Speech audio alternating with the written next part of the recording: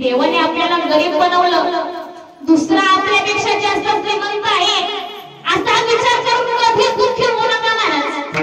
पण आपलं कसं असतं, आपल्या शेजारीने जर बंगला बांधला तर आपण देखील बंगला बांधतो. त्याने 2 मजलीचा बांधला, आपण देखील 2 मजलीचा बांधतो. पण शेजारी बांधतो 3 मजलीचा आणि आपला बंगला हा 2 मजली असतो आणि शेजारच्याचा 3 मजली. मग शेजारच्याचा 1 मजला जास्त आहे असा विचार करून दुःखी होऊ नका. मग तुम्ही असा विचार करा, माझ्या शेजारच्याच्या पूर्व संचिताप्रमाणे त्याचे 3 मजले आणि माझ्या पूर्व संचिताप्रमाणे माझे 2 मजले असा विचार करायचा. मनामध्ये समाधान ठेवायचं. ठेविल्यानंतर तैसेची राहावे, जितकी असू द्यावे समाधान, किंवा समयाचे सादर व्हावे.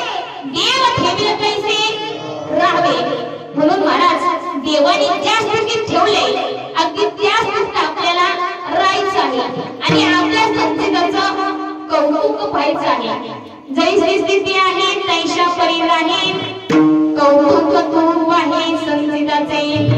महाराज तसा जर विचार केला तर वेळ देखील झालेला आहे. म्हणून वारकरी संप्रदायाच्या नियमाप्रमाणे एखाद्या संतांचं सर्वांनी प्रेमाने पूजन करूया. ज्ञानेश्वर